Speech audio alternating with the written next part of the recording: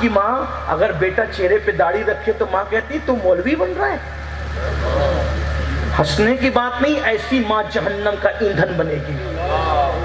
کیا داڑھی صرف مولوی نے رکھنا؟ رسول اللہ کی سنت ہے. اور رسول اللہ فرماتے ہیں جو چہرے پہ داڑھی نہ رکھے میں اس کی صورت دیکھنا بھی پسند نہیں کرتا. پھر بنو عاشق رسول، منڈاتے رہو داڑیاں. ایک بہت بڑے ولی اکبر کا ایک غلام تھا، فیضی شاعر تھا، بغیر نقطے کی تفسیر لکھی تھی، بڑا علامہ بھی تھا دور کا. فیضی داڑھی بھی منڈاتا تھا، علامہ بھی تھا، داڑھی بھی منڈاتا. ایک دن وہ داڑھی منڈا رہا تھا، ایک بزرگ وہاں سے گزرے، فرمایا فیضی داڑھی چھیل رہے ہو، داڑھی چھیل رہے ہو. شاعر تھا، بڑا شاعر، چھوٹا موٹا نہیں، بڑا شاعر، بڑا عالم، بڑا مفسر تھا، بے نقطے کی تفسیر لکھا اس نے. تو فیضی نے کہا اس ولی کو داڑھی ہی تو چھیل رہا ہوں، کسی کا دل تھوڑے چھیل رہا ہوں. تو تب اس ولی نے کہا اگر تجھے پتا چلتا کہ تو کسی اور کا نہیں رسول اللہ کے دل پہ نشتر چلا رہا ہے، تیرے چہرے پہ چلنے والا بسترا تیرے گالوں پہ بعد میں چلتا ہے، پہلے یہ مصطفیٰ جان رحمت کے دل کو تکلیف پہنچاتا ہے. فیضی تڑپ گیا، اتنا بدبخت ہو کر بھی تڑپ کے رہ گیا کہ تو کس کا دل دکھا رہا ہے، تو کس کے دل کو تکلیف پہنچا رہا ہے؟ جس نے تجھے زندگی دی، جس نے پتھر کھا کر کے تجھ تک دین پہنچایا، جس نے اللہ کا قرآن تجھ تک پہنچایا، جس نے اللہ کی اذان تجھ تک پہنچائی، جس نے اللہ کا قانون تجھ تک پہنچایا، تو اس نبی کا دل دکھا رہا ہے داڑھی مڈا کر. افسوس، مسلمان سب بننا چاہتے ہیں. کیسے مسلمان؟ گوشت انڈا مرغی کھانے والے مسلمان، بڑی معذرت کے ساتھ 2 رکعت جمعہ کی نماز پڑھنے والے مسلمان. کربلا والے حسین کا دین کس کو قبول ہے؟ فاطمۃ الزہرا نے جس دین کی تائید کی تھی وہ کس کو قبول ہے؟ طائف کی وادیوں میں جس دین کے لیے پتھر کھائے تھے وہ دین کس کو قبول ہے؟ جس دین کے لیے غوث اعظم نے درخت کی پتیاں چبائی، ماں کو چھوڑ دیا، وہ دین کس کو قبول ہے؟ بڑی معذرت کے ساتھ میڈ ان انڈیا دین پر جتنا چاہو عمل کر لو، کچھ ملنے والا نہیں ہے. اگر کامیابی چاہتے ہو تو اسی دین پر عمل کرنا ہوگا جو مدینے والے مصطفیٰ جان رحمت لے کر آئے تھے. اور وہ دین جو رسول اللہ لے کر آئے تھے اس میں بے نمازی پن نہیں ہے. وہ اللہ اکبر، انڈیا کے تمہارے مذہب میں مالا پہنانا احترام ہے، لیکن رسول اللہ جو دین لے کر آئے تھے اس میں اصل رسول کا احترام نماز کی پابندی ہے، داڑھی منڈانے سے بچنا ہے، نشے سے بچنا ہے، شراب سے بچنا ہے، عورتوں کو پاپ کی نظر سے دیکھنے سے بچنا ہے، جرائم سے بچنا ہے. اب بتاؤ مدینے والے دین پہ کتنا عمل کر رہے ہو؟ اگر انڈیا کے اپنے خود ساختہ بنائے ہوئے مذہب پہ عمل کرو گے تو قبروں میں بھی تمہارا چہرہ قبلے کی طرف نہیں رہ سکتا. آپ کیا سمجھ رہے ہو؟ میں بد دعا کے طور پہ نہیں کہہ رہا ہوں، میرے جملے بد دعا کے طور پہ نہیں ہے. داڑھی مڈا کر رسول اللہ کی سنت کو گٹروں میں پھینکنے والوں، اور ان عورتوں سے کہتا ہوں شوہر داڑھی رکھے تو عورتیں نفرت کرتی ہے، آپ تو بڈھے ہو گئے، میں آپ کے ساتھ کیسے رہوں گی؟ افسوس ہے تجھے اے میری بہن، لوگ تو تجھے جوئے میں ہار رہے تھے، لوگ تو تجھے شوہر کی چتا پہ زندہ جلا رہے تھے، لوگ تو تجھے خرید اور بیچ رہے تھے. وہ آمنہ کا لال میرا نبی تھا جس نے پتھر کھا کر کے عورت کی عزت بتائی، عورت کو زندہ دفن ہونے سے منع فرمایا، بلکہ فرمایا او بیٹیوں کو زندہ دفن کرنے والوں، میں محمد بیٹیوں کا باپ بن کر کے آیا ہوں. جس کے گھر میں بیٹی پیدا ہو وہ خوشی کرے، اچھا نام رکھے، اچھی تربیت کرے، اچھے گھرانے میں شادی کر دے. ایسا باپ اور میں اتنے جنت میں قریب ہوں گے جیسے یہ 2 انگلیاں قریب ہے، یہ 2 انگلیاں جیسے قریب ہے ویسے بیٹی کا باپ اور میں جنت میں قریب ہوں گے.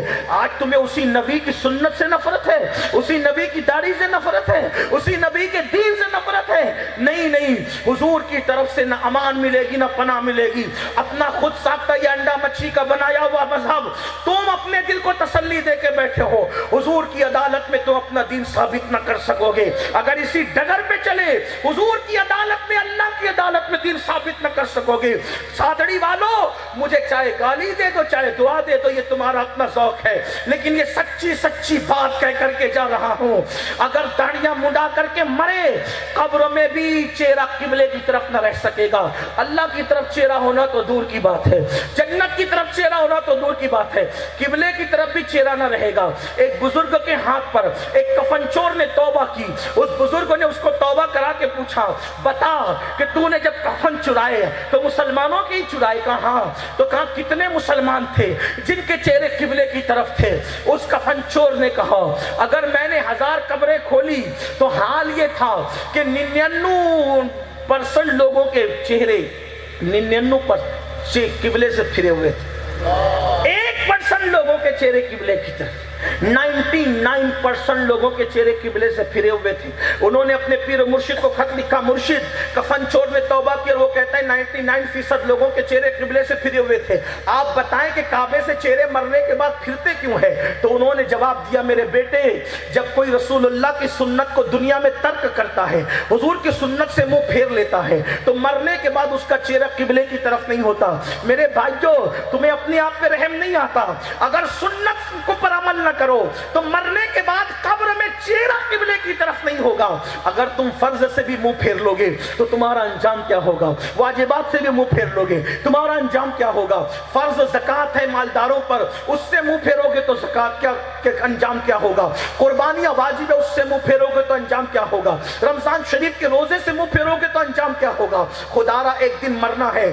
فرعون مر گیا، اتنی بڑی حکومت کا مالک مر گیا، نمرود لنگڑے مچھر سے ہلاک کر دیا گیا، زمین پہ جنت بنانے والا شداد خود کی بنائی ہوئی جنت نہ دیکھ سکا۔ او فیکٹریوں کے مالک، او جوانیوں پہ غرور کرنے والوں، او دولت کے نشے میں چور چور اسلام کا مذاق اڑانے والوں، کوئی ولی پناہ دے گا نہ کوئی نبی پناہ دے گا، نہ اللہ کی پناہ ملے گی۔ اللہ کی پناہ انہی کے لیے جو اللہ کے دین پہ عمل کرتے ہیں۔ میں اپنی مرضی سے نہیں کہہ رہا ہوں، اللہ پاک کا فرمان ہے جس نے نماز کو جان بوجھ کے چھوڑ دیا میں اس سے اپنی پناہ کا ہاتھ ہٹا لیتا ہوں۔ مجھے بتاؤ جب اللہ پناہ کا ہاتھ ہٹا لے تو کون پناہ دے سکتا ہے؟ در در کی ٹھوکریں مسلمان اسی لیے کھا رہے ہیں۔ تو میں عرض یہ کر رہا تھا غوث پاک نے دین کے لیے اپنی امی کو چھوڑا، بغداد معلیٰ آئے اور بغداد معلیٰ میں پھر محنت کی۔ رسول اللہ نے فرمایا عبد القادر سب لوگ تقریریں کرتے ہیں، سب خطاب کرتے ہیں، تم خطاب کیوں نہیں کرتے؟ عرض کی حضور میں اجمی ہوئے سب عربی لوگ ہیں، بڑی بڑی صلاحیتوں کے مالک، وہ سب صلاحیت والے کیا کر رہے تھے؟ ایسی چاپلوسیاں کر رہے تھے۔ حضور کس سے خطاب کروانا چاہ رہے تھے؟ غوث اعظم سے۔ فرمایا تم خطاب کیوں نہیں کرتے؟ حضور میں اجمی ہوں، وہ عربی ہے۔ فرمایا منہ کھولو، منہ کھولو۔ اور رسول اللہ کے ساتھ مولا علی بھی آئے تو غوث پاک کہتے 7 مرتبہ حضور نے اپنا لعاب میرے منہ میں ڈالا۔ کتنا؟ اور مولا علی نے بھی 6 مرتبہ ڈالا۔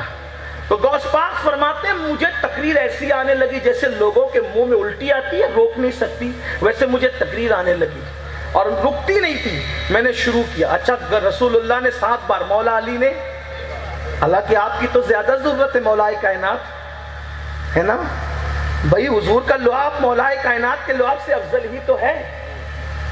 تو یہاں 7 اور یہ 6 کیوں برابر کیوں نہیں؟ اس لیے کہ حضور کی برابری لعاب ڈالنے میں بھی نہیں کی، لعاب ڈالنے میں بھی برابری۔ تو غوث پاک کہتے ہیں پھر میرا حال یہ ہو گیا، میں نے تقریر شروع کی، پہلے تو میرے مدرسے میں شروع کی، مدرسہ بھر گیا، مدرسہ بھر گیا، پھر جامع مسجد میں کی، جامع مسجد بھر گئی، لوگ اتنے آئے، پھر عیدگاہ پہ گیا میرا منبر، تو فرماتے 70 ہزار لوگ آیا کرتے تھے۔ اور غوث پاک جب خطاب کرتے تھے تھوڑے سے اس کی جھلک سن لو، بات مکمل۔ غوث پاک خطاب کہتے تھے، کیا کہتے تھے پتہ ہے؟